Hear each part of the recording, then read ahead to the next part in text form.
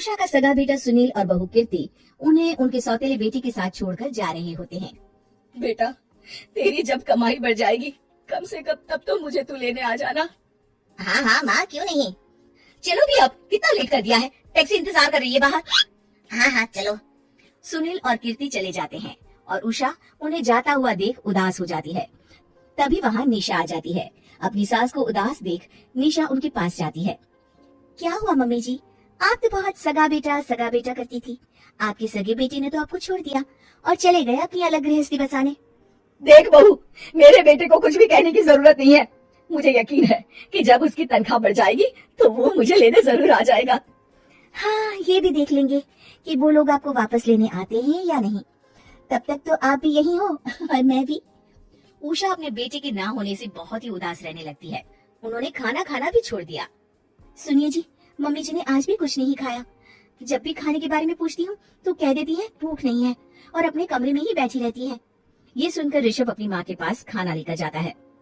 माँ, सुनील बेटा आ गया तू? ओह, तू है। माँ, मैं खाना लाया हूँ, खा लीजिए प्लीज। आप ऐसे भूखी रहेंगी तो बीमार पड़ जाएंगी। मुझे भूख नहीं है, ले जा तू खाना। ठीक है, फिर जब तक आप नहीं खाएंगी मैं भी नहीं जाने वाला यहाँ से। अरे तू क्यों जिद करता है? कहा ना मुझे भूख नहीं है। अरे मम्मी जी, आप खा भी लीजिए ना, ये कितने प्यार से आपको खिला रहे हैं, उसकी तो कदर कर लीजिए कम से कम। अरे तू क्यों बीच में हमेशा अपनी टांग अड़ाती है? ठीक है, लाओ दे दो। कम से कम खाने के बाद तुम दोनों तो इस कमरे से जाओगे। उषा खाना खा लेती है और ऋषभ और निशा ये देखकर खुश हो जाते हैं। चलो, कम से कम माँ ने खाना तो खा लिया। उषा एक दिन सुनील को फोन मिलाती है। हेलो बेटा सुनील, तू घर मिलने आ जाना बहू को लेकर।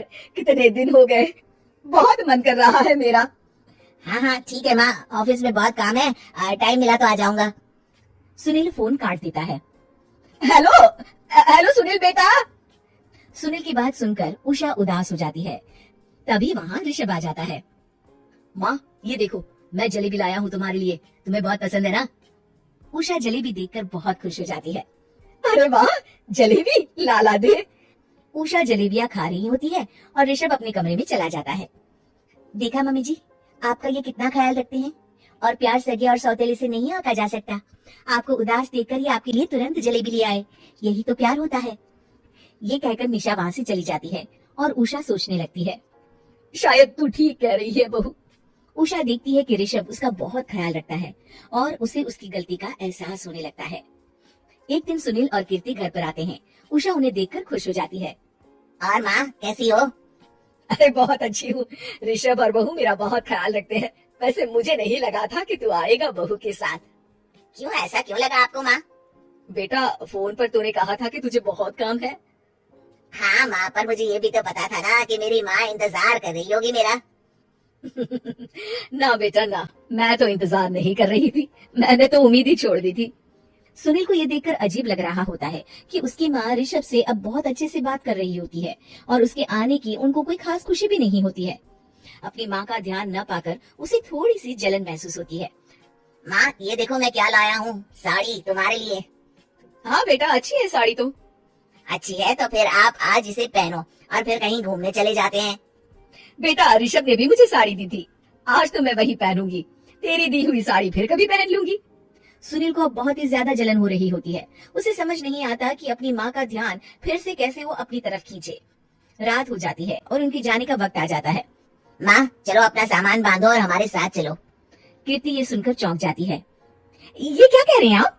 हम सासू माँ को लेने थोड़ी ना आए थे। अरे तुम चुप हो जाओ। माँ चलो जाओ, अपना सामान बांध लो। आप मेरे साथ आ रही हो, मैंने कह दिया तो कह दिया। अरे पर बेटा, तेरी तो तनख्वाह कम है, मैं तुझ पर बोझ नहीं बनना चाहती। अरे मुझ पर बोझ नहीं हो माँ, बस आप चलो ना, मैं लेकर ही जाऊंगा आपको। नहीं बेटा, अब मैं नहीं आना चाहती, मैं तो अब ऋषभ और बहू के साथ ही रहूंगी। ये सुनकर ऋषभ चौंक जाता है। ये क्या कह रही हो माँ? हाँ बेटा, मैं कहीं नहीं जाने वाली अब। माँ, आप सच में नहीं जा रही? नहीं बेटा, मैं तो तेरे पास ही रहूंगी अब, और जो प्यार मैं तुझे नहीं दे पाई वो सब दूंगी बेटा। ऋषभ और उसकी माँ गले मिलते हैं और निशा खुश हो जाती है।